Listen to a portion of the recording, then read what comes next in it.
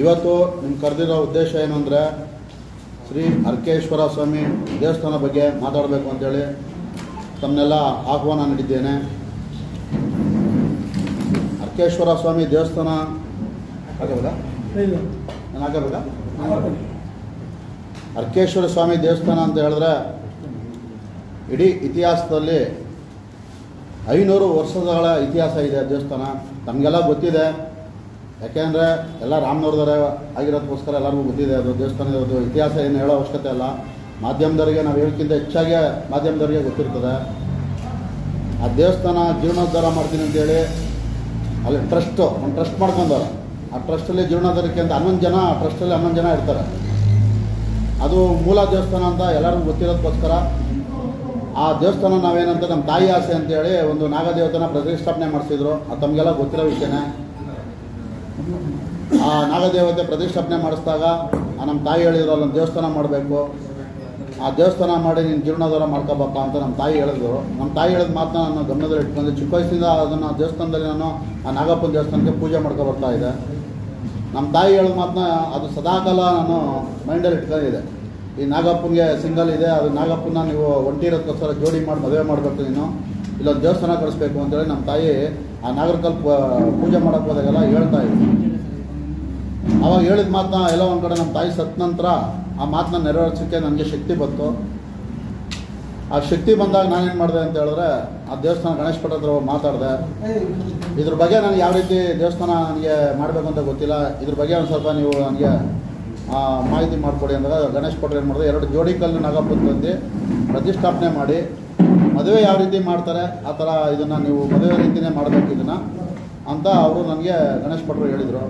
ಅದೇ ರೀತಿ ನಾವು ಮಹಾಬಲಿಪುರಕ್ಕೆ ಹೋಗಿ 2 ನಾಗರಪ್ಪನ ತಂದು ಆ ನಾಗಪ್ಪನ ಜೊತೆಲಿ ಮಡಿಗೆ ಒಂದು ನಾಗಪ್ಪನ ಮದುವೆ ರೀತಿಯೇ ನಾನು ಪ್ರತಿ ವರ್ಷದಂತೆ ಒಂದು ಪೂಜೆ ಕಾರ್ಯಕ್ರಮ ಆಗಲಿ, ಹೋಮ ಕಾರ್ಯಕ್ರಮ ಆಗಲಿ, ಈ ಮದುವೆ ಆದ ನಂತರ ಅದಕ್ಕೆ ಬೆಳಗ್ಗೆ ನಾನು ಹಿಂಗೆ ಮದುವೆಗೆ ಹೋಗಿ ಊಟ ಕೂತ್ಕೋತಾರೆ ಅದೇ ರೀತಿ ಬೆಳಗಿನ ಅನ್ನ ಸಂತರ್ಪಣೆ ಆಗಲಿ, ದೀಪಾಲಂಕಾರ ಆಗಲಿ, ಈ ಮದುವೆ ಗಂಡು ಹೆಣ್ಣಿಗೆ ಯಾವ ರೀತಿ ಮೆರವಣಿಗೆ ಮಾಡ್ತಾರೆ ಅಂತೇಳಿ ಅದೇ ರೀತಿ ನನ್ನ ಮೆರವಣಿಗೆನೂ ಕೂಡ ನಾನು ಆನೆ ಅಂಬಾರಿ ಕರೆಸಿ ಮೆರವಣಿಗೆ ಮಾಡಿಸಿ ಪ್ರತಿ 6ನೇ ವರ್ಷವರೆಗೂ ನಾನು ಇವಾಗ 5ನೇ ವರ್ಷವರೆಗೂ ಮಾಡ್ಕೊಬಂದಿದ್ದೀನಿ. ನಾನು ಕಳೆದ 3 ವರ್ಷದ ಹಿಂದೆ ಕಮಿಟಿಯವರೆಲ್ಲ ಏನು ಹೇಳಿದ್ರು, ಇಲ್ಲ ದೇವಸ್ಥಾನ ನಾವು ಜೀರ್ಣೋದ್ಧಾರ ಮಾಡಬೇಕು, ಆದ್ದರಿಂದ ದೇವಸ್ಥಾನ ಡೆಮಾಲೇಷನ್ ಮಾಡ್ತೀನಿ ಅಂತ ನಮ್ಮ ಹತ್ರ ಬಂದು ಹೇಳಿದ್ರು. ನಾನು ಹೇಳಿದೆ ಮೂಲ ದೇವಸ್ಥಾನ ಯಾಕೆ ಹೊಡಿತೀರಾ, ಯಾಕಂದರೆ ಪುರಾತನ ದೇವಸ್ಥಾನಗಳು ಅವತ್ತಿಗೆಲ್ಲ ಋಷಿಮುನಿಗಳೆಲ್ಲ ಬಂದು ತಪಾಸ್ ಮಾಡಿ ಈ ದೇವಸ್ಥಾನನ ಇಲ್ಲಿ ಇದು ಮಾಡೋರೆ, ದಯವಿಟ್ಟು ಮೂಲ ದೇವಸ್ಥಾನ ಹೊಡಿಯೋಕ್ಕೆ ಹೋಗ್ಬೇಡಿ, ಹೊಡೆದ್ರೂ ಕೂಡ ಗರ್ಭಗುಡಿ ಮುಟ್ಟಕ್ಕೆ ಹೋಗ್ಬೇಡಿ, ಗರ್ಭಗುಡಿ ಯಾಕೆ ಮುಟ್ತೀರಾ ಅಂತ ನಾನು ಅವ್ರಿಗೆ ಎಲ್ಲರಿಗೂ ಮನವಿ ಮಾಡ್ಕೊಂಡೆ. ಇಲ್ಲ ಟ್ರಸ್ಟು ಕಮಿಟಿಯವರು ತೀರ್ಮಾನ ಮಾಡೋರೆ ನಾವು ಗರ್ಭಗುಡಿ ಹೊಡಿಲೇಬೇಕು ಅಂತ ಹೇಳಿದ್ರು. ಸರಿ ನಾವು ಕಮಿಟಿಯವರಲ್ವ, ನಾವು ಕೇಳೋಕ್ಕೆ ನಾವ್ಯಾರು ಅಂದ್ಬಿಟ್ಟು ಏನು ಮಾಡಿದೆ, ಆಯಿತು ಅಂದ್ಬಿಟ್ಟು ಏನು ಮಾಡಿದೆ, ಏನೋ ದೇವ್ರು ನಿಮ್ಗೆ ಹೆಂಗೆ ದಾರಿ ತೋರಿಸ್ತಾರೆ ಮಾಡ್ಕೊಳ್ಳಿ ಅಂತೇಳಿ ನಾನು ಸುಮ್ಮನೆ ಬಂದ್ಬಿಟ್ಟೆ. ಅದಾದಮೇಲೆ ದೇವಸ್ಥಾನ ಏನು ಮಾಡಿದ್ರು, ಡೆಮೊಲೇಷನ್ ಮಾಡಿದ್ರು. ಡೆಮೊಲೇಷನ್ ಮಾಡೋಕ್ಕೆ ಮುಂಚೆ ನನಗೊಂದು ಮನವಿ ನನಗೆ ಹೇಳಿದೆ, ಡೆಮೊಲೇಷನ್ ಮಾಡೋಕ್ಕೆ ಹೋಗ್ಬಿಡಿ, ಯಾಕಂದರೆ ಇದು ಪುರಾತನ ದೇವಾಲಯ, ಈ ಸಲ ಆನೆ ಕರೆಸ್ಬಿಡ್ತೀನಿ, 2 ಆನೆ ಕರೆಸ್ಬಿಟ್ಟು ಅಂಬಾರಿ ಮಾಡಿಸ್ಬಿಡ್ತೀನಿ, ಈ ಪುರಾತನ ದೇವಾಲಯ ಮತ್ತೆ ನಾವು ನೋಡೋಕ್ಕಾಗಲ್ಲ, ನೀವೇನೇ ಚಿನ್ನದಲ್ಲಿ ಕಟ್ಟರೂ ಕೂಡ ಈ ದೇವಸ್ಥಾನ ಮೊದಲು ಹೆಂಗಿತ್ತು ಆ ದೇವಸ್ಥಾನ ನೋಡೋಕ್ಕೆ ನಮ್ಮ ಕೈಯಲ್ಲಿ ಸಾಧ್ಯವಿಲ್ಲ, ಆದ್ದರಿಂದ ನಾನು 2 ಆನೆ ಅಂಬಾರಿ ಕರೆಸಿ ಅಂಬಾರಿ ಮಾಡಿಸ್ತೀನಿ, ಆಮೇಲೆ ಬೇಕಾದ್ರೆ ತನಂತರ ಬೇಕಾದ್ರೆ ಹೊಡೆದಾಕಿ ನೀವು ಅಲ್ಲ ದೇವಸ್ಥಾನ ಜೀರ್ಣೋದ್ಧಾರ ಮಾಡಿ ನೀವು ಅಂತ ಹೇಳಿದೆ. ಆಯಿತು ಅಂತ ಅವಕಾಶ ಕೊಟ್ಟರು, 2 ಆನೆ ಕರೆಸ್ದೆ. ನನ್ನ ಕೈಲಾದ ಮಟ್ಟಿಗೆ ನಾನು ಸೇವೆನ ದೇವರಿಗೆ ಮಾಡ್ಕೊಬಂದೆ. ಅದಾದಮೇಲೆ ಅವ್ರು ಏನು ಮಾಡಿದ್ರು, ಜೀರ್ಣೋದ್ಧಾರ ಮಾಡ್ತೀನಿ ಅಂತ ದೇವಸ್ಥಾನ ಕೆಡಿದ್ರು. ಕೆಡಿದ ನಂತರ ಏನಾಯಿತು ಅಂದರೆ ತಿರ್ಗಾ ಮತ್ತೆ 1 ವರ್ಷ ಆಯಿತು. 2ನೇ ವರ್ಷಕ್ಕೂ ಕೂಡ ಆನೆ ಕರೆಸ್ದೆ, ಅಂಬಾರಿ ಮಾಡಿಸ್ದೆ. ಭಗವಂತ ಎಲ್ಲ ಒಂದು ಕಡೆ ಮೂಲೆಯಲ್ಲಿ ಕೂತಿದ್ದ, ದೀಪಾಲಂಕಾರ ನೋಡ್ಕೊಬಂದ, ಅನ್ನ ಸಂತರ್ಪಣೆ 10,000 ಜನ ಅನ್ನ ಸಂತರ್ಪಣೆ ಪ್ರತಿ ವರ್ಷ ಮಾಡ್ಕೊಬರ್ತಾ ಇದ್ದೀನಿ. ನಿಮ್ಗೆ ಗೊತ್ತಿರೋಂಗೆ ಒಂದಿಷ್ಟು ರಸಮಂಜರ ಕಾರ್ಯಕ್ರಮ ಮಾಡ್ಕೊಬರ್ತಾ ಇದ್ದೀನಿ, ಹೋಮ ಪೂಜೆಗಳೆಲ್ಲ ಮಾಡ್ಕೊಬರ್ತಾ ಇದ್ದೀನಿ. ನನ್ನ ಕೈಲಾದ ಮಟ್ಟಿಗೆ ನಾನು ಏನು ಸೇವೆ ಮಾಡ್ಕೊಳ್ಬೇಕು ನಾನು ಸೇವೆ ಮಾಡ್ಕೊಬರ್ತಾ ಇದ್ದೀನಿ. 3ನೇ ವರ್ಷ ಆಯಿತು, 2 ಆನೆ ಅಂಬಾರಿ ಕರೆಸ್ದೆ. ಅವಾಗೂ ಕೂಡ ನಾನು ಅದ್ದೂರಿಯಾಗಿ ಏನು ಮಾಡಬೇಕು ಎಲ್ಲ ಥರದ್ದು ಮೆರವಣಿಗೆಗಳೆಲ್ಲ ಮಾಡಿಸ್ದೆ.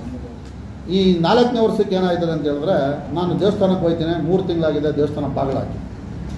ದೇವಸ್ಥಾನ ಕಟ್ಟಡ ಎಲ್ಲಿಗೆ ನಿಂತಿದೆ ಅಂತ ಹೇಳಿದ್ರೆ ಅರ್ಧಕ್ಕೆ ನಿಂತಿದೆ ಕಟ್ಟಡ. 4 ವರ್ಷದಿಂದ ಅವ್ರಿಗೆ 3 ವರ್ಷದಿಂದ ನಾನು ಕೂಡ ಅವ್ರು ಕೇಳಿದಾಗೆಲ್ಲ ಇಲ್ಲ ಭರವಸೆ ಕೊಟ್ಬಿಡ್ತೀನಿ ನಿಮಗೆ. ನಾನು ಅಂದರೆ ದೇವರೇ ಇಲ್ಲ ಅಂತ ಹೇಳಿ ಸ್ವಾಮಿ, ನಾವು ಅಂಬಾರಿ ಮಾಡಬೇಕು, ಒಂದು ಪೂಜಾ ಪುನಸ್ಕಾರಗಳು ಮಾಡಬೇಕು, ಹೋಮಗಳು ಮಾಡಬೇಕು, ಜನ ಬರಬೇಕಾದ್ರೆ ದೇವರವನೇ ಅಂತ ಬರ್ತಾನೆ, ದೇವಸ್ಥಾನದಲ್ಲಿ ದೇವರೇ ಇಲ್ಲ ಆಮೇಲೆ ಜನ ಇಲ್ಲಿ ಬರ್ತಾರೆ ಅಂತ ನಾನು ಕೇಳ್ಕೊಂಡೆ ಕಮಿಟಿಯವ್ರಿಗೆ. ಇಲ್ಲ ನಾನು ಭರವಸೆ ಮಾಡಿಕೊಡ್ತೀನಿ ಅಂತೇಳಿ 3 ವರ್ಷ ಇದೇ ರೀತಿ ಅವರು ಮುಂದೆ ತೊಳ್ಕೊಬಂದು ನಾನೇನು ಮಾಡಿದೆ, ಮೊನ್ನೆ ಒಂದು 3 ದಿನದ ನಾನು ಒಂದು ವಾರದಿಂದ ಹೋದಾಗ ಕೇಳಿದೆ, ಎಷ್ಟು ದಿನ ಆಯ್ತಪ್ಪ ಬಾಗಿಲಾಕಿ ದೇವಸ್ಥಾನ ಅಂದರೆ 3 ತಿಂಗಳಾಯ್ತು ಸ್ವಾಮಿ ಅಂತ ಕೇಳಿದೆ. 3 ತಿಂಗಳಿಂದ ಯಾಕೆ ದೇವಸ್ಥಾನ ನೀವು ಬಾಗಿಲಾಕಿದ್ರೆ ಅಂತ ಅವ್ರು ಕಮಿಟಿಯವ್ರಿಗೆ ಕೇಳಿದ್ರು. ಅದಕ್ಕೆ ಅವ್ರು ಏನಂತ ಹೇಳಿದ್ರು, ಸಂಬಳ ಕೊಟ್ಟಿಲ್ಲ, ಅದಕ್ಕೆ 3 ತಿಂಗಳಿಂದ ಕಮಿಟಿಯವ್ರಿಗೆ ಸಂಬಳ ಕೊಟ್ಟಿಲ್ಲ, ಅದಕ್ಕೆ ನಮ್ಮ ಪೂಜಾರಿ ಅದನ್ನು 3 ತಿಂಗಳಿಂದ ಕಾಯೋಕ್ಕಾಗಲ್ಲ, ಅದಕ್ಕೆ ನಾನು ಬಾಗಿಲಾಕೊಂಬಂದೆ ಅಂತ ಅಂದ. ಅದು ಮುಜರಾಯಿ ಸೇರಿದ್ಮೇಲೆ ಮುಜರಾಯಿಂದ ಸಂಬಳ ಬರಬೇಕಲ್ಲ, ಪ್ರತಿ ತಿಂಗಳು ಇಷ್ಟು ಮೇಂಟೆನೆನ್ಸ್ಗೆ ಅಂತ ದುಡ್ಡು ಕೊಡ್ತಾರಲ್ಲ, ಪುರೋಹಿತರಿಗೆ ಯಾಕೆ ದುಡ್ಡು ಕೊಡ್ತಾರಲ್ಲ ನೀವು ಅಂತ ಅವ್ರು ಕಮಿಟಿಯವ್ರಿಗೆ ಹೋಗಿ ಕೇಳಿದೆ. ಅದಕ್ಕೆ ಉತ್ತರ ಕೊಡಲಿಲ್ಲ ಯಾರು. 3 ತಿಂಗಳಿಂದ ಒಂದು ಇತಿಹಾಸದ ದೇವಸ್ಥಾನ, 500-1000 ವರ್ಷದ ದೇವಸ್ಥಾನ, ಅದು ನಾವು ಯಾರು ನೋಡಿಲ್ಲ. ಅದು ಎಲ್ಲ ಜನಗಳು ಹೇಳ್ದಂಗೆ ಒಂದು 500 ವರ್ಷ 1000 ವರ್ಷ ಇತಿಹಾಸದ ದೇವಸ್ಥಾನದ ಬಗ್ಗೆ ಇವ್ರು ಇಷ್ಟೊಂದು ನೆಗ್ಲೆಕ್ಟ್ ಮಾಡ್ತಾರಲ್ಲ ಅಂತೇಳಿ ನಾನೇ ಮಾಡಿದೆ, ಕಮಿಟಿಯವ್ರ ಹತ್ರ ಕರೆದೆ.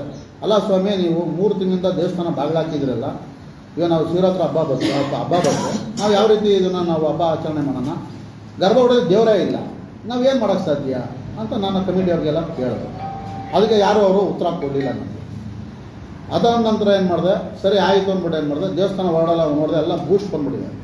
ದೇವ್ರುಗಳಲ್ಲಿ ಏನಿದೆ, ಒಂದು ದೇವಸ್ಥಾನ ಅಂದರೆ ಹೋಮ ಪೂಜೆ ಅಭಿಷೇಕ ಈ ರೀತಿ ನಡೀತಾ ಇರೋ ದೇವಸ್ಥಾನದಲ್ಲಿ ಎಲ್ಲ ಬೂಸ್ಟ್ ಬಂದು ದುಡ್ಡು ಕಟ್ಕೊಂಡು ಜಾಡ್ ಕರ್ಕೊಂಡು ಕೂದಿದೆ.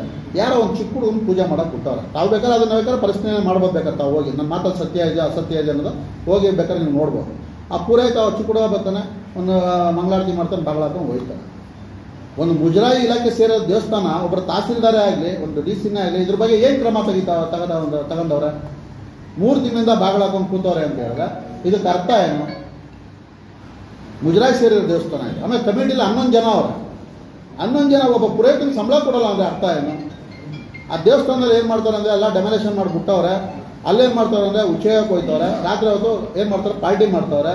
ಆಮೇಲೆ ಒಂದು 3 ವರ್ಷದಿಂದ ಹೇಳ್ತೇನೆ, ಒಂದು ಗೇಟ್ ಮಾಡಾಕ್ರಿ ದೇವಸ್ಥಾನಕ್ಕೆ, ಎಂಟ್ರಿ ಯಾರು ಬರ್ದೋದಂಗೆ ಅಂತ 3 ವರ್ಷದಿಂದ ಕಮಿಟಿ ಅವ್ರ ರಿಕ್ವೆಸ್ಟ್ ಮಾಡ್ಕೊತಾಯಿನಿ. ಯಾರು ನನ್ನ ಮಾತನ್ನ ತಲೆಗೆ ಹಾಕತ್ತಾ ಇಲ್ಲ. ನನಗೆ ಭಾಳ ಬೇಜಾರಾಗೋದು ಏನಂತ ಹೇಳಿದ್ರೆ, ಒಂದು ಇತಿಹಾಸ ದೇವಸ್ಥಾನ ರಾಮನಗರದಲ್ಲಿ ಅರ್ಕೇಶ್ವರ ಸ್ವಾಮಿ ದೇವಸ್ಥಾನ ಅಂತ ಹೇಳಿದ್ರೆ ಅವತ್ತಿನ ಕಾಲದಲ್ಲೇ ಮದುವೆಗಳು ನಡೀತಾ ಇದೆ. ಅವತ್ತಿನ ಕಾಲದಲ್ಲೇ ಸಾವಿರಾರು ಜನ ಬಂದು ಅನ್ನ ತಿನ್ಕೋತಾ ಇದ್ರು. 700 ಎಕರೆ ಇದೆ ದೇವಸ್ಥಾನದ ಜಾಗ. ಇವಾಗ ಉಳ್ಕೊಂಡಿರೋದು ಎಷ್ಟು ಜಾಗ? ಒಂದು 200 ರೂಪಾಯಿ ಒಂದು 100 ಅಡಿ ಸಿಗ್ತಾ ಇದೆ. 700 ಎಕರೆ ಜಾಗ ಇರೋದಲ್ಲಿ 100 ಅಡಿ, ಅದರಲ್ಲೂ ಅರ್ಧ ಏನು ಮಾಡೋರು ಗುಡು ಮಾರ್ಕೆಟ್ ಅವರು ನಮ್ಮದು ಜಾಗ ಅಂತ ಬಂದು ಅಲ್ಲಿ ಅಕ್ವೈರ್ ಮಾಡ್ಕೊಂತಾರೆ. ಅದನ್ನಾರ ಕೇಳೋದು ನಮಗೆ ಮುಂದೆ ಬಿಡ್ರಿ, ನಾನು ಕೇಳ್ಕೊತೀನಿ, ಅದನ್ನು ಯಾರು ಬೇಕಾದ್ರೆ ಯಾರ ಹತ್ರ ಮಾತಾಡ್ಬೇಕು ಹೇಳಿ ಮಾತಾಡ್ತೀನಿ, ಅದನ್ನು ಡೆಮೊಲೇಷನ್ ಮಾಡಿಸ್ತೀನಿ ನಾನು, ಅದನ್ನಾರ ಕಾಂಪೌಂಡ್ ಮಾಡೇನೋ, ಅದಕ್ಕೂ ನೀವು ಇದಕ್ಕೂ ಸಂಬಂಧ ಇಲ್ಲ ಅಂತ ನಮಗೆ ಎಲ್ಲದಕ್ಕೂ ಏನು ಮಾಡ್ತಾರೆ, ದೂರ ತಗೊಳ್ತಾರೆ. ಮೊನ್ನೆ ನಾನು ಕಮಿಟಿಯವ್ರ ಹತ್ರ ಹೋಗಿ, ಕಮಿಟಿಲಿ ಒಬ್ಬರು ಇಲ್ಲಿ ಗುರುಗಳು ಒಬ್ಬರವ್ರೆ, ಅವರು ಸದಸ್ಯರು, ಅವ್ರನ್ನ ಪರಮಶಿವರು ಅಂತ ಅವ್ರನ್ನ ಕರ್ಕೋಗಿ ಮುಂದೆ ಕೇಳಿದೆ, ನಿಮ್ಮ ಕೈಲಿ ಆದರೆ ದೇವಸ್ಥಾನ ಮಾಡಿ, ಇಲ್ಲ ಅಂದರೆ ನನಗೆ ಬಿಟ್ಬಿಡಿ, ನಾನು ಮಾಡ್ಕೊತೀನಿ ಅಂತ ಕೇಳಿದೆ. ಇಲ್ಲ ದುಡ್ಡಿಲ್ಲ, ಆದ್ದರಿಂದ ನಾವು ದೇವಸ್ಥಾನ ಕಟ್ಟೋಕ್ಕೆ ಈ ಥರ ಲೇಟ್ ಆಯ್ತೈತೆ ಅಂತ. ದುಡ್ಡಿಲ್ಲ ಆಮೇಲೆ ಏನಕ್ಕೆ ನೀವು ಕೈ ಹಾಕ್ರಿ? ಹಳೆ ದೇವಸ್ಥಾನ ಚೆನ್ನಾಗಿತ್ತಲ್ಲ, ನೀವು ಹಳೆ ದೇವಸ್ಥಾನ ಬಿಡ್ಬೋದಾಯ್ತಲ್ಲ, ದುಡ್ಡೆಲ್ಲ ರೆಡಿ ಮಾಡ್ಕೊಂಡು ನೀವು ಕೈ ಹಾಕ್ಬೇಕಾಯ್ತು. ಒಂದು ರೂಲ್ಸ್ ಇದೆ. ಏನು ರೂಲ್ಸು ಅಂತ ಹೇಳಿದ್ರೆ, ಒಂದು ದೇವಸ್ಥಾನ ಡೆಮೊಲೇಷನ್ ಮಾಡಿದ್ಮೇಲೆ ಇಷ್ಟು ದಿನದಲ್ಲೇ ಆ ದೇವಸ್ಥಾನ ಕಂಪ್ಲೀಟ್ ಮಾಡಬೇಕು ಅಂತ ಒಂದು ರೂಲ್ಸ್ ಇದೆ. ಏನು ಸೂರ್ಯ, ಎಷ್ಟು ದಿನ ಇರೋದು ರೂಲ್ಸು? 10 ತಿಂಗಳ ಒಳಗಡೆ ಏನು ಡೆಮೊಲೇಷನ್ ಮಾಡ್ತಾರೋ ಅದ್ರ ಪ್ರಕಾರದಲ್ಲಿ ನಡ್ಕೊಳ್ಳಿಲ್ಲ ಅಂತ ಹೇಳಿದ್ರೆ ಷರತ್ತುಬದ್ಧ ಆದೇಶದ ಪ್ರಕಾರ ಅವ್ರ ಮೇಲೆ ಕೇಸ್ ಹಾಕ್ಬೋದು ಅಂತ ತಹಸೀಲ್ದಾರಲ್ಲಿ ಆರ್ಡರ್ ಇದೆ ಆ ಧಾರ್ಮಿಕ ದತ್ತಿ ಇಲಾಖೆಯಿಂದ. ಬಟ್ ಯಾವುದೇ ರೀತಿ ಕ್ರಮ ಅಂತ ಕೈಗೊಂಡಿಲ್ಲ ಇದುವರೆಗೂ. ದೇವಸ್ಥಾನದ ವಸ್ತು ಸಾಮಗ್ರಿಗಳಿರ್ಬೋದು, ಮೂಲ ವಿಗ್ರಹ ಆಗಿರ್ಬೋದು, ಬೂಸ್ಟ್ ಬಂದು ಎಲ್ಲ ಹಿಡಿದಿದೆ. ಯಾವುದೇ ರೀತಿ ಕೇಳೋದು ಕ್ರಮ ಕೈಗೊಳ್ಳೋದು. ಆದ್ದರಿಂದ ಅದು ರೂಲ್ಸ್ ಇದೆ. 4 ವರ್ಷ ಆಗಿದೆ, ಒಂದು ದೇವಸ್ಥಾನ ಬೀಗ ಹಾಕಿ 3 ತಿಂಗಳಾಗಿದೆ, ಪೂಜಾರಿ ದುಡ್ಡು ಕೊಟ್ಟಿಲ್ಲ ಅಂತಾರೆ, ಅದ್ರ ಬಗ್ಗೆ ಗಮನ ಕೊಡ್ತಾ ಇಲ್ಲ. ಕೇಳಿದ್ರೆ ದುಡ್ಡಿಲ್ಲ ಅಂತಾರೆ. ದುಡ್ಡಿಲ್ಲ ಆಮೇಲೆ ನೀವು ಮೂಲ ದೇವಸ್ಥಾನ ಏನಕ್ಕೆ ನೀವು ಹೋಗಿ ಡೆಮೊಲೇಷನ್ ಮಾಡಿದ್ರಿ ಅಂತ ನಾನು ಕೇಳಿದ್ರೆ ಅದಕ್ಕೆ ಉತ್ತರ ಇಲ್ಲ. ಆಮೇಲೆ ಒಂದು ಸಾಕ್ಷಿ ಕೊಡ್ತೀನಿ ನಾನು, ಅದಲ್ಲ ಫೋಟೋ ಕೊಡಪ್ಪ. ಇಲ್ಲಿ ಏನಾಗಿದೆ ಅಂತ ಹೇಳಿದ್ರೆ, ಇದು ದಯವಿಟ್ಟು ಪತ್ರಿಕಾ ಮಾಧ್ಯಮದವರು ದಯವಿಟ್ಟು ಇದೊಂದು ಸ್ವಲ್ಪ ಇದ್ರ ಬಗ್ಗೆ ಒಂದು ಸ್ವಲ್ಪ ನೀವು ಗಮನ ಇಟ್ಕೊಳ್ಳಿ ದಯವಿಟ್ಟು. ಇಲ್ಲಿ ಏನು ಮಾಡೋರು ಅಂತ ಹೇಳಿದ್ರೆ, ಕಮಿಟಿಯಿಂದ ಎಷ್ಟೈತೆ ದುಡ್ಡು ಅಂತ ನಾನು ಕೇಳಿದೆ. 50 ಲಕ್ಷ ರೂಪಾಯಿ ಇದೆ ಅಂತ ಹೇಳಿದೆ. ಮುಜರಾಯಿಂದ ಏನು ದುಡ್ಡು ಕೊಡ್ತಾರೆ ನಿಮಗೆ ಅಂತ ಕೇಳಿದೆ. 50 ಲಕ್ಷ ರೂಪಾಯಿ ದುಡ್ಡು ಕೊಡ್ತಾರೆ ಅಂತ ಕೇಳಿದೆ. 1 ಕೋಟಿ ರೂಪಾಯಿ ಆಯಿತು. ಇಲ್ಲಿ ಟ್ರಸ್ಟಲ್ಲಿ ಏನು ಮಾಡೋರು ಅಂದರೆ, ಇವರು ಬೋರ್ಡ್ ಹಾಕೋರು ದೇವಸ್ಥಾನ ಮುಂದೆ. ಇದರೊಳಗೆ ಟ್ರಸ್ಟಲ್ಲಿ ಒಂದು ದೇವಸ್ಥಾನಕ್ಕೆ ಒಂದೇ ಅಕೌಂಟು, 2 ಅಕೌಂಟ್ ಮಾಡೋ. ಇದ್ರ ಬಗ್ಗೆ ನನ್ನ ಪ್ರಶ್ನೆ ಮಾಡಿದೆ ಯಾಕೆ ಕಮಿಟಿ ಅವ್ರಿಗೆ, 2 ಅಕೌಂಟ್ ಎಂತಕ್ಕೆ ಮಾಡಿದ್ರೆ ನೀವು? ಒಂದು ಟ್ರಸ್ಟ್ಗೆ 1 ಅಕೌಂಟ್ ಇರಬೇಕು, 2 ಅಕೌಂಟ್ ಎಂತಕ್ಕೆ ಮಾಡಿದೆ ಅಂತ ನಾನು ಕೇಳಿದೆ. ಇಲ್ಲ ಬ್ಯಾಂಕಲ್ಲಿ, ಕರ್ನಾಟಕ ಬ್ಯಾಂಕಲ್ಲಿ SBI ಅಕೌಂಟು ಟ್ರಾನ್ಸಾಕ್ಷನ್ ಮಾಡೋಂಗಿಲ್ಲ ನೀವು ಅಂತ ಹೇಳಿದ್ರು. ಆದ್ದರಿಂದ ಕರೆಂಟ್ ಅಕೌಂಟ್ ಓಪನ್ ಮಾಡಿದ್ದೀನಿ ಅಂತ ನಮ್ಮ ಗುರುಗಳ ಮುಂದೆ ಹೇಳಿದ್ರು. ಆಯಿತು, ನೀವು SBI ಅಕೌಂಟ್ ಕ್ಲೋಸ್ ಮಾಡಬೇಕಾಯಿತು. ಆಮೇಲೆ ಟ್ರಸ್ಟಿಗೆ ಅಂತ ಮಾಡಿದ್ಮೇಲೆ SBI ಅಕೌಂಟ್ ಆದರೂ ಅಷ್ಟೇ, ಕರೆಂಟ್ ಅಕೌಂಟ್ ಆದರೂ ಅಷ್ಟೇ, ಯಾವುದೇ ಅಕೌಂಟ್ ಆದರೂ ಅಷ್ಟೇ ಯಾರು ಟ್ಯಾಕ್ಸ್ ಕೊಡಲ್ಲ, ಯಾಕಂದರೆ ದೇವಸ್ಥಾನ ದುಡ್ಡಿದೆ. ಆಯಿತು, ಬ್ಯಾಂಕ್ದವ್ರ ಮಾತು ಕೇಳ್ದಂಗೆ SBI ಅಕೌಂಟ್ ಕ್ಲೋಸ್ ಮಾಡಬೇಕಾಯ್ತು, ನೀವು ಕರೆಂಟ್ ಅಕೌಂಟ್ ನೀವು ರನ್ನಿಂಗ್ ಮಾಡಬೇಕಾಯ್ತು. ನೀವು ಯಾಕೆ 2 ಅಕೌಂಟ್ ಮಾಡಿದ್ದೀರಾ ಅಂತ ನಾನು ಅವ್ರು ಕೇಳಿದೆ. ಅದಕ್ಕೆ ಉತ್ತರ ಇಲ್ಲ. ಒಂದು ಅಕೌಂಟ್ ಅವ್ರಿಗೆ, ಒಂದು ಅಕೌಂಟ್ ದೇವಸ್ಥಾನಕ್ಕೆ. ಎರಡನೇದು ಏನು ಅಂತ ಹೇಳಿದ್ರೆ, ಒಂದು ದೇವಸ್ಥಾನ ಒಂದು ಕಮಿಟಿಯಿಂದ ಒಂದು ದೇವಸ್ಥಾನ ಅಂತ ಹೇಳಿದ್ರೆ ಕೋಟಿಗಳೆಲ್ಲ ಖರ್ಚಾಯ್ತದಂತೆ ಅವ್ರು ಮೆಸೇಜ್ ಹಾಕಬೇಕು ಹೊರತು 15 ಕೋಟಿ ವೆಚ್ಚದಲ್ಲಿ ದೇವಸ್ಥಾನ ನಿರ್ಮಾಣ ಆಗಲಿದೆ ಅಂತ ಹೇಳಿ ಒಂದು ಮೆಸೇಜ್ ಹಾಕ್ತಾರೆ. ಅಂದರೆ ಮುಂದೆ ದೇವಸ್ಥಾನ ಮುಂದೆ ಬೋರ್ಡ್ ಹಾಕೋರು, ಒಂದು ಫ್ಲೆಕ್ಸ್ ಅಂದರೆ ದೇವಸ್ಥಾನ ಮುಂದೆ ಹಾಕೋರು. ಇದು 15 ಕೋಟಿ ಅನ್ನೋದೇನಿದೆ ನಾನು ನಿಮಗೆ ವಾಟ್ಸಪ್ ಮಾಡ್ತೀನಿ ಅರುಣಿಗೆ. ದಯವಿಟ್ಟು ದೇವಸ್ಥಾನ ಮುಂದೆ ಇವತ್ತು ಅದು ಬೋರ್ಡ್ ಇದೆ. 15 ಕೋಟಿ ವೆಚ್ಚದಲ್ಲಿ ನಾವು ದೇವಸ್ಥಾನ ನಿರ್ಮಾಣ ಮಾಡಲಾಗಿದೆ. ದಯವಿಟ್ಟು ನೀವು ಜನಸಂಖ್ಯೆ ಸಾರ್ವಜನಿಕರಲ್ಲಿ ವಿನಂತೆ ಏನಾರ ಇದ್ರೆ ನೀವು ಇದು ಮಾಡ್ಬೋದು ಅಂತ ಕೇಳೋರೆ. 15 ಕೋಟಿ ಅಂದರೆ ನಾನು ಪ್ರಶ್ನೆ ಮಾಡಿದೆ ನಾನು. 15 ಕೋಟಿ ಅಂತ ನೀವು ಹೇಳ್ತಾ ಇದ್ದೀರಲ್ಲ, 15 ಕೋಟಿ ನೀವು 1 ಕೋಟಿ ನಿಮ್ಮಲ್ಲಿ ಇದೆ. ಇನ್ನು 14 ಕೋಟಿ ಯಾರು ದುಡ್ಡು ಕೊಡ್ತಾರೆ ನಿಮಗೆ? ಜನಸಂಖ್ಯೆ ಸಾರ್ವಜನಿಕರಲ್ಲಿ 14 ಕೋಟಿ ಕೊಟ್ಟು ದೇವಸ್ಥಾನ ಮಾಡೋಷ್ಟು ಯಾರು ರಾಮನಗರ ಕೆಪಾಸಿಟಿ ಇದೆಯಾ? ಯಾರು ಕೊಡ್ತಾರೆ ಅಂತ ಪ್ರಶ್ನೆ ಮಾಡಿದೆ. ಇಲ್ಲ ನಾವು ಹೇಳಿದ್ದೀವಿ ಬರ್ತದೆ. ಅಲ್ಲ ಸ್ವಾಮಿ, ನೀವು ಇವಾಗಲೇ ಕೂಡ ದೇವಸ್ಥಾನ ಮಾಡೋಕ್ಕೆ 4 ವರ್ಷ ತಗೊಂಡಿರೋ ಟೈಮು. ಇನ್ನು 14 ಕೋಟಿ ಜನಗಳಿಂದ ನೀವು ಕಲೆಕ್ಷನ್ ಮಾಡಬೇಕು. ದೇವಸ್ಥಾನ ಯಾವಾಗ ನೀವು ಜೀರ್ಣೋದ್ಧಾರ ಮಾಡ್ತೀರಾ? ಇದಕ್ಕೆ ಎಸ್ಟಿಮೇಟು ಅವ್ರು ಹೇಳ್ತಾರೆ 14 ಕೋಟಿ ಅಂತ ಹೇಳ್ತಾರೆ. ಪ್ರತಿಯೊಂದು ನಾವು ದಾಖಲಾತಿಗಳಿದೆ, ಎಸ್ಟಿಮೇಟ್ ಇದೆ, ದಾಖಲಾತಿ ಇದೆ. 80 ಲಕ್ಷ ರೂಪಾಯಿ ಎಸ್ಟಿಮೇಟ್ ಆಗಿದೆ. ಇವ್ರು ಹೇಳ್ತಾರೆ 15 ಕೋಟಿ ಅಂತ. ಬೋರ್ಡ್ ರಾಜಾರೋಶ್ವರ ಅವರ ಬೋರ್ಡ್ ಗೌರ್ಮೆಂಟ್ ನಿರ್ಮಿತಿ ಕೇಂದ್ರದಿಂದ 80 ಲಕ್ಷ ಎಸ್ಟಿಮೇಟ್ ಕಾಪಿ ಕೊಟ್ಟಿದ್ದಾರೆ. ಇಲ್ಲಿದೆ, ದಯವಿಟ್ಟು ಎಲ್ಲ ನೋಡ್ಕೋಬಹುದು. ನಾನು ಬೇಕಾದ್ರೆ ಅರುಣಿಗೆ ಇಲ್ಲ ಇಲ್ಲಿ ಪತ್ರಿಕಾ ಮಾಧ್ಯಮದಲ್ಲಿ ಯಾರು ಹಿರಿಕರು ಯಾರು ಇದ್ದಾರೆ ಹೇಳಿದ್ರೆ ನಾನು ಕೊಡೋಕೆ ನಾನು ರೆಡಿ ಇದ್ದೀನಿ. 2022ರಲ್ಲಿ ಕನ್ನಡಪ್ರಭದಲ್ಲಿ 6 ಕೋಟಿ 80 ಲಕ್ಷ ಅಂತ ಎಸ್ಟಿಮೇಟ್ ಕೊಟ್ಟಿದ್ದಾರೆ. ಸೊ ಇದರಲ್ಲಿ ಹಲವು ದಾನಿಗಳು ದುಡ್ಡನ್ನ ಚೆಕ್ ಮುಖಾಂತರ ಕೊಟ್ಟಿದ್ದಾರೆ, ಎಲ್ಲಾನು ಕೊಟ್ಟಿದ್ದಾರೆ. ಯಾವುದೇ ರೀತಿ ಮಾಧ್ಯಮದವ್ರಿಗೊಂದು ಸುಳ್ಳು ಸುದ್ದಿ ಹಬ್ಬಿಸಿ ನಿರ್ಮಿತಿ ಕೇಂದ್ರದವರು 80 ಲಕ್ಷ ಎಸ್ಟಿಮೇಟ್ ಕೊಟ್ಟರೆ ಇಲ್ಲಿ 6 ಕೋಟಿ 80 ಲಕ್ಷ ಕೊಟ್ಟಿದ್ದಾರೆ. ಅಲ್ಲಿ ನೋಡಿದ್ರೆ ಸಾಮಾಜಿಕ ಜಾಲತಾಣದಲ್ಲಿ 15 ಕೋಟಿ ಅಂತ ಆಗ್ತಾ ಇದ್ದಾರೆ. ಇವ್ರ ಮನೇಲಿ ಕಬ್ಬಣ ಸಿಮೆಂಟ್ ಎಲ್ಲ ಎತ್ಕೋಗಿ ಇವ್ರ ಮನೆ ಮಾಡ್ತಾ ಇದ್ದಾರೆ. ಯಾವುದೇ ರೀತಿ ಬಿಲ್ಲು ವಗರೆ ಇತ್ಯಾದಿಗಳು ಕೊಡದೇನೆ ಕಬ್ಬಣಗಳು ದಾನಿಗಳು ಕೊಟ್ಟರು ಅಂತ ಹೇಳಿದ್ರು ಅದಕ್ಕೆ ಒಂದು ಬಿಲ್ ಇಲ್ಲ, ಏನಿದಿಲ್ಲ. ಇದೇ ಹಿಂದೆ ಒಬ್ರು ದಾನಿ 15 ಲಕ್ಷದ್ದು ಮೆಟೀರಿಯಲ್ ತಗೊಳ್ತಾರೆ, ಯಾವುದೇ ರೀತಿ ಬಿಲ್ ಇರೋದಿಲ್ಲ. ದೇವಸ್ಥಾನ ಕಳೆದ ವರ್ಷದಲ್ಲಿ ಶಿವರಾತ್ರಿ ಹಬ್ಬದ ದಿನ ದೇವಸ್ಥಾನಕ್ಕೋಸ್ಕರ ಜೀರ್ಣೋದ್ಧಾರಕ್ಕೋಸ್ಕರ ಕಲೆಕ್ಷನ್ ಮಾಡ್ತಾರೆ. ಎಲ್ಲರಿಗೂ ದೇವಸ್ಥಾನ ಚೀಟಿ ಕೊಡ್ತಾರೆ, ಹೊರತು ಯಾವುದೇ ರೀತಿ ಬಿಲ್ ಇಲ್ಲ. ಈ ಕೂಡಲೇ ಇದನ್ನ ತಹಸೀಲ್ದಾರ್ ಪರಿಶೀಲನೆ ಮಾಡಿ ಈ ಟ್ರಸ್ಟ್ ನ ರದ್ದತಿ ಮಾಡಿ ನಮ್ಗೆ ಮೀಸಲಾತಿ ಕೊಡಬೇಕು ಅಂದ್ಬಿಟ್ಟು ನಾವು ಒತ್ತಾಯ ಮಾಡ್ತಾ ಇದೀವಿ. ಆಮೇಲೆ ಈಗ ಇವರು ಟ್ರಸ್ಟ್ ಒಬ್ಬರು ಸದಸ್ಯರವರ ಯಾರೋ ನಮ್ಮ ಗುರುವಾಳನ ಪರಮಾಸಿ ಅವರು, ಇವರು ಏನ್ ಮಾಡಿದ್ರೆ 15ರಿಂದ 20 ಲಕ್ಷ ರೂಪಾಯಿ ಮೆಟೀರಿಯಲ್ ಕೊಡ್ಸವ್ರೆ, ಕೊಡುಗೆ ದಾನಿಗಳಿಂದ ಕೊಡ್ಸವ್ರೆ. ಇದಕ್ಕೆ ಏನಾಗಿದೆ ಅಂತ ಹೇಳಿದ್ರೆ ಇದಕ್ಕೆ ಲೆಕ್ಕ ಬುಕ್ಕು ಯಾರೂ ಕೊಡ್ತಾ ಇಲ್ಲ. ನಾನು ಕಳೆದ ವರ್ಷ ಅವ್ರಿಗೆ ಕೇಳ್ಕೊಂಡೆ, ಮನವಿ ಮಾಡ್ಕೊಂಡೆ, ದಯವಿಟ್ಟು ಈ ದೇವಸ್ಥಾನ ನಮಗೆ ಬಿಟ್ಕೊಡಿ. ನಮಗೆ ಯಾವುದೋ ನಮಗೆ ರಾಜಭಾರ ನಾವು ತಗೊಳ್ಳೋದಲ್ಲಿ ನಾವಿಲ್ಲ ಕಿರೀಟ ತಗೊಳ್ಳೋದಲ್ಲಿ ನಮ್ಗೆ ಇಷ್ಟ ಇಲ್ಲ. ದೇವಸ್ಥಾನ ನಾವು ಕಂಪ್ಲೀಟ್ ಮಾಡ್ಕೊಡ್ತೀನಿ, ದಯವಿಟ್ಟು ದುಡ್ಡು ಕೊಡಿ ನಮಗೆ. ನೀವು ಟ್ರಸ್ಟಿಂದ 1 ರೂಪಾಯಿ ದುಡ್ಡು ಕೊಡಬೇಡಿ, ನಾವೇ ಮಾಡ್ಕೊತೀವಿ, ದಯವಿಟ್ಟು ದುಡ್ಡು ಕೊಡಿ ಅಂದರೆ ದುಡ್ಡು ಕೊಡೋಕ್ಕೆ ಸಾಧ್ಯವಿಲ್ಲ ಅಂತ ಕಂಡೀಷನ್ ಆಗಿ ಹೇಳ್ಬಿಟ್ರು.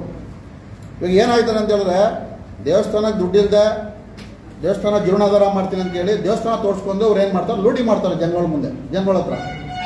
ಅದಕ್ಕೆ ನಾನೇನು ಹೇಳಿದೆ ಲಾಸ್ಟ್ ಟೈಮ್ ನನ್ನ ಕಮಿಟಿ ಅವ್ರ ತಾವು ಮಾತಾಡಿ, ಇವತ್ತು ಇದ್ರ ಬಗ್ಗೆ ನೀವೇನಾರ ನೆಕ್ಸ್ಟ್ ನಾನೇನು ಪ್ರೆಸ್ ಮೀಟ್ ಕೊಡ್ತೀನಿ, ಅದಕ್ಕೆ ನೀವು ಉತ್ತರ ಕೊಡಬೇಕು. ಉತ್ತರ ಕೊಡಲಿಲ್ಲ ಅಂತ ಹೇಳಿದ್ರೆ ಬಹಿರಂಗವಾಗಿ ನಾನು ಬಹಿರಂಗವಾಗಿ ರಾಮನಗರದಲ್ಲಿ ಎಲ್ಲರಿಗೂ ಆ್ಯಂಬುಲೆನ್ಸ್ ಹಂಚಿ ಆಟೋ ಅನೌನ್ಸ್ಮೆಂಟ್ ಮಾಡಿಸಿ ನಾನು ಸಾವಿರಾರು ಜನಗಳನ್ನೆಲ್ಲ ಸೇರಿಸಿ ಇದ್ರ ಬಗ್ಗೆ ದೇವಸ್ಥಾನ ಬಗ್ಗೆ ಪ್ರೆಸ್ ಮೀಟ್ ಮಾಡಿ ನಾನು ನಿಮ್ಮೆಲ್ಲರಿಗೂ ಚೀಮಾರಿ ಹಾಕಿ ಆಚೆ ತಳ್ತೀನಿ. ಇಲ್ಲ ನೀವು ಮಾಡಂಗಿದ್ರೆ ಮಾಡಿ, ಇಲ್ಲ ಅಂದರೆ ದಯವಿಟ್ಟು ನಮಗೆ ಬಿಟ್ಕೊಡಿ, ನಾವು ಮಾಡ್ಕೊತೀವಿ. 15 ಕೋಟಿ ಅಂತ ನೀವು ಹಾಕಿದ್ದೀರಲ್ಲ, ದೇವಸ್ಥಾನಕ್ಕೆ ಕೋಟಿಗಟ್ಟಲೆ ವೆಚ್ಚ ಆಯ್ತದೆ, ದಯವಿಟ್ಟು ಸಾರ್ವಜನಿಕರು ತಮ್ಮ ಕೈಲಾದ ಸಹಾಯ ಮಾಡಿ ಅಂತ ಕೇಳ್ಕೊಳ್ಳಿ, ಬೇಡ ಅಂತ ಹೇಳಲ್ಲ. 15 ಕೋಟಿ ಅಂದರೆ ಅದಕ್ಕೇನು ಬೆಲೆ ಬೇಡವಾ? ಏನು ಚಿನ್ನದ ಲೇಪನ ಅಲ್ಲ ಬೆಳ್ಳಿ ಲೇಪನದಲ್ಲಿ ದೇವಸ್ಥಾನ ಕಟ್ತಾರೆ, ಅರ್ಕೇಶ್ವರ ಸ್ವಾಮಿ ದೇವಸ್ಥಾನ ಕಟ್ತಾ ಇರೋದು ಎಷ್ಟು 60 ಅಡಿ 80 ಅಡಿ ಅಂದರೆ ದೇವಸ್ಥಾನ ಗರ್ಭಗುಡಿ ಕಟ್ತಾ ಇರೋದು. ಅದು ಬಿಟ್ಟರೆ ಇನ್ನೇನು ಕಟ್ತಾ ಇಲ್ಲ. ಅದು 80 ಅಡಿ 60 ಅಡಿ ಬಂದು ಮಾತ್ರ ಕಲ್ಲು ಒಂದು ಏನು ಮಾಡೋರೆ, ಒಂದು ಶೇಪ್ ತೆಗೆದ್ಬಿಟ್ಟವ್ರೆ. ದೇವಸ್ಥಾನ ಗರ್ಭಗುಡಿಲಿ ಒಂದು ಅಭಿಷೇಕ ಇಲ್ಲ, ಒಂದು ಪೂಜೆ ಇಲ್ಲ, ಕಮಿಟಿ ಅಂತಾರೆ, ಕಮಿಟಿಯಿಂದ ಕರೆದು ಒಂದು ಪೂಜಾರಿಗೆ ಒಂದು ಸಂಬಳ ಕೊಡ್ತಾ ಇಲ್ಲ, ಒಂದು ದೇವಸ್ಥಾನ ಒಂದು ಹೂನಾಲಂಕಾರ ಇಲ್ಲ. ಆಮೇಲೆ ಯಾರೋ ದಾನಿಗಳು ಪುಣ್ಯಾತರು 30 ಲಕ್ಷ ರೂಪಾಯಿ ಖರ್ಚು ಮಾಡಿ ಒಂದು ತೇರು ಮಾಡಿಕೊಡ್ರು 2017ರಲ್ಲಿ. ನಿಮ್ಮ ಗಮನಕ್ಕೆ ಇರಬೇಕು ಸರ್, ಯಾರೋ ದಾನಿಗಳು ಅದನ್ನು ಏನು ಮಾಡೋದು, 2 ವರ್ಷ ತಗೋಗಿ ರಾಮದೇವ ದೇವಸ್ಥಾನ ಮುಂದೆ ಬಿಸಿಲಲ್ಲಿ ನಿಲ್ಸವ್ರೆ. ಅದು ಮಳೆ ಬಿಸಿಲಿಗೆಲ್ಲ ಏನಾಗಿದೆ, ಟೀ ಕುಡ್ ಮರ ಎಲ್ಲ ಓಪನ್ ಆಗಿ ನೆಕ್ಸ್ಟ್ ಅದನ್ನು ತಳ್ಕೊ ಹೋಗೋರೆ, ಅದನ್ನೆಲ್ಲ ಮುರಿದೋಗಿದೆ. ಯಾರೋ ಒಬ್ಬರು ದಾನಿಗಳು ನೀವು ಮಾಡಿಕೊಟ್ಟಾಗ ಅದಕ್ಕೆ ಬಂದೋಬಸ್ತ್ ಮಾಡ್ಕೊಳ್ಳಿಲ್ಲ ಅಂತ ಹೇಳಿದ್ರೆ ಏನು ಪ್ರಯೋಜನ? ಆಯ್ತು 80 ಲಕ್ಷ ರೂಪಾಯಿ ತೋರಿಸ್ಬಿಟ್ಟು ನೀವು ಏನು ಮಾಡಿದ್ರ ಅಂದರೆ ತೇರಿಗೆ ಅಂತೇಳಿ ಒಂದು ಶೆಡ್ ಮಾಡಿದ್ರು. ಅದನ್ನೇನು ಮಾಡಿದ್ರೆ ಆ ತೇರು ಒಳಗಡೆ ಹೋಗಕ್ಕಾಯ್ತಾ ಇಲ್ಲ. ಕೇಳಿದ್ರೆ ಕಾಮಗಾರಿ ಕಳಪೆ ಮಾಡಿದ್ರು. ದಯವಿಟ್ಟು ಪತ್ರಿಕಾ ಮಾಧ್ಯಮದವ್ರಿಗೆಲ್ಲ ರಿಕ್ವೆಸ್ಟ್ ಮಾಡ್ಕೊಳ್ಳೋದೇನು ಅಂತ ಹೇಳಿದ್ರೆ, ಇದು ನನ್ನ ಸ್ವಾರ್ಥ ಏನೂ ಇಲ್ಲ. ನಾನು ಕೇಳ್ತಾ ಇರೋದು ಇಷ್ಟೇ ತಮಗೆಲ್ಲ.